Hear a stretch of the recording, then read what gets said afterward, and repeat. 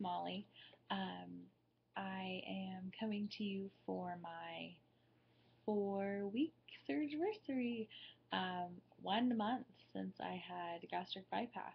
Um, so my surgery date was August 31st, 2015, and today is September 28th, 2015.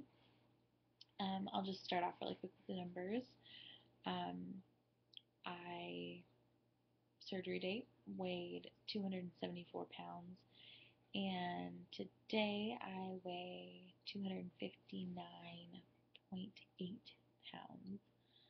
Um, I'm not super thrilled um, with the weight loss, but um, my doctor said he thinks that I'm still retaining water, which is what I told you guys a little bit in the last video. Um, so it'll get better. I'm hoping. The more fluids I get in, the better it gets. Um, I'm having trouble getting in fluids when I drink from a water bottle, even if it's an open-faced water bottle, which is kind of weird because they just told me no straws. So I'm trying to revise that a little bit. Um, I've been using just an open cup with like iced tea, water. Um, the last couple weeks, I wasn't able really to drink water. It kind of just sat like a big pit in my stomach. Um, Now ice water seems to be okay, especially if it's from an open cup. So I'm trying to do that because I love water. I was really bummed out that I couldn't have it. Um, yeah, so um, things are going well. Um, I think there's kind of a mental shift happening um, for all of you who are pre-op. Um, you spend so much time restricting the foods that you can eat. And most of us have our whole lives dieting in some way or another. Um, and now I've gotten to the point at the end of this like liquid phase where I actually have to like shove food in my mouth because I'm not getting enough. I have to like force myself to eat when I'm not hungry. Um, which has been really strange because I've spent so much time focusing on listening to my body um, and making sure I'm only eating when I'm hungry. So it's been a really interesting mental shift to make sure that I'm listening to my body in a different way, not just hunger cues with my stomach, but also like knowing that my body isn't going to give me those hunger cues right now, and I need to know that I need a certain amount of protein in a certain amount of time to feel good. I start noticing things like I'm crabby or I'm really tired, slight headaches, that kind of stuff. So learning those cues versus just feeling hungry because I have to eat more than I was eating before, or more frequently than I was eating before, which I knew was going to happen. It's like every hour and a half, 2 hours, which is great. So speaking of food, I wanted to talk today about what I'm eating 4 weeks post-op. Um, I actually haven't been struggling too much getting protein in. I've heard a lot of people say that that was a really big struggle for them. Um, so I'd like to kind of share a little bit with what I'm doing. Hopefully that'll help somebody out there. Um, yeah, so to start, this is my best friend. This is called Projo. My doctor actually has it. That's the reason I found out about it originally. But you can get it online. I don't think Amazon has it, but if you just Google search Projo Mocha or Projo Vanilla or whatever, you'll find it. It's not like super inexpensive, but I mean, I think in the end it ends up costing you like if you're going to go to Starbucks or something. So this is how I start my day. I have this in the car on the way to work. Um, It has 120 calories. And for those of you who are pre-op, just a heads up, post-op for a little while, the calories are not.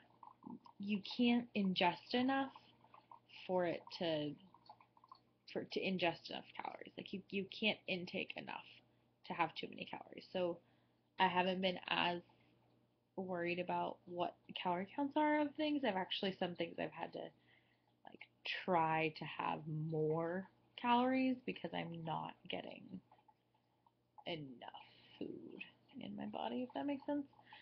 So anyway, 120 calories, 5 grams of carbs, not bad for a sugared thing. 3.5 grams of sugar. The best part, 20 grams of protein. This little guy has 20 grams of protein. It's only like 8 ounces, so it's not that hard to get down. It's pretty great. This is how I start my day. I love it. Next thing, so by the time I get to work, we have really great traffic here, so it takes me a little while. By the time I get to work, it's been about an hour, so I get to work, get settled. About an hour and a half, 2 hours, I have to eat again. So before my first class starts, I have one of these lovely guys. This is really hard to do in the camera. It costs 000 Greek yogurt, which I love. I love Greek yogurt, and this was originally my favorite brand of like just plain Greek yogurt. This and Zoe. Zoe doesn't really make a sweetened, low carb, high protein option, so here we are. Give you a little bit of what the info is. 120 calories for the container, no fat, 15 grams of carbs, once again, a little high, but whatever. 7 grams of sugar, and the best part, 15 grams of protein. So, I'm starting my day, the first like 3 hours of my day, 2 hours of my day with 35 grams of protein, which is great. Makes me feel a lot better. So normally when my class gets over about 11-ish, sometimes before that, I'll have a cheese stick, just like get a little bump of protein in there. Low-fat cheese sticks have 6 grams of protein for one cheese stick, so that's a really good way to get in some easy protein. Lunch. These guys are my friend also. Rosarita, no fat, traditional refried beans. Not a huge meat eater, so things like beans and cheese are good protein sources for me. Anyway, these have 6 grams of protein for half a cup, so I'm really only getting like 4.5, 5 grams of protein out of these. But I put sour cream on top, which I buy the fat-free, and it's got 2 grams of protein. And then shredded cheese, fat-free shredded cheese also has 2. So getting like 8, sometimes 9, depending on how much I put on, grams of protein for lunch with that. So those are really good, and I like those. Afternoon, I almost always have to have some sort of snack. I'll do cheese stick and some like sliced turkey or ham. Turkey is my kind of go-to. Tuna is good, like a tuna salad is pretty good. Low-fat mayo. Let's see, what else do I do? Oh, these guys. I talked about these in my last video, but as I realized today, that didn't upload until today. So some of you may not have seen it yet. Are called Protein Diet. It's like a concentrated juice packet. It has 60 calories, so if you're pre-op trying to get protein, if you don't have to, it might not be the best. I don't know. Depends on how restricted you are. But It's like a little concentrated juice packet thing that you mix with water. So I think you mix it with 6 to 8 ounces of water.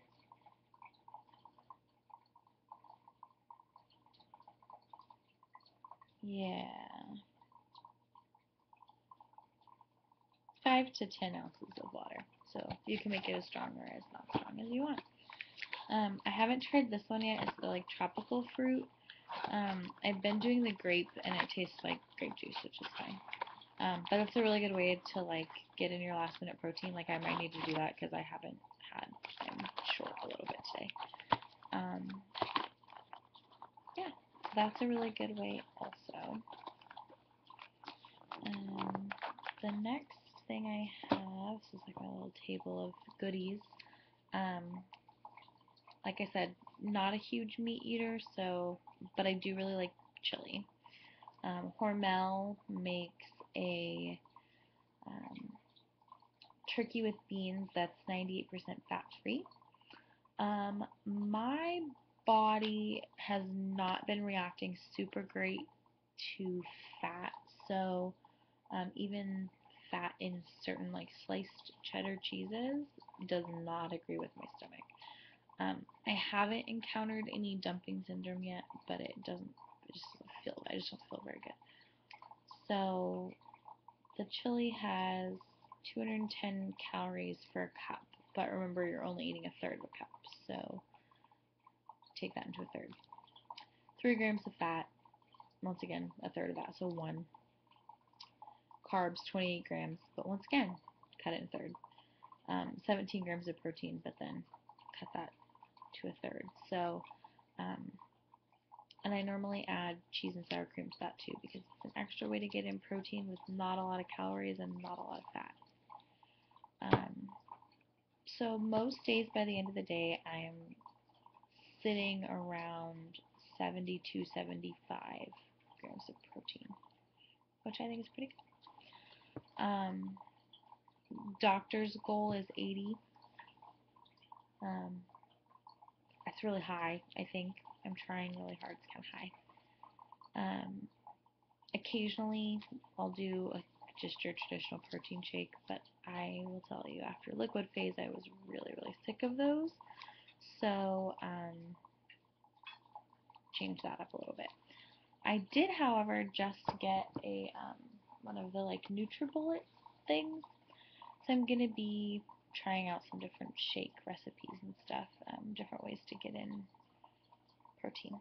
So that's really how my day goes food-wise.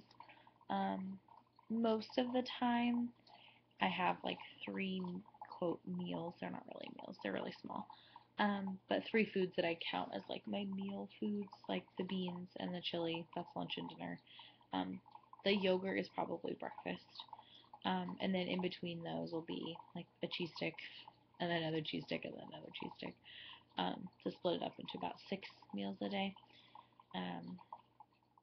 One of my goals, like I said, is going to be to get more water in. I really need to be at least 50 ounces of water a day. I know it sounds like not very much, but before surgery, I had a 32-ounce bottle of water, a Brita bottle that I was drinking 2, 3, 4 of a day.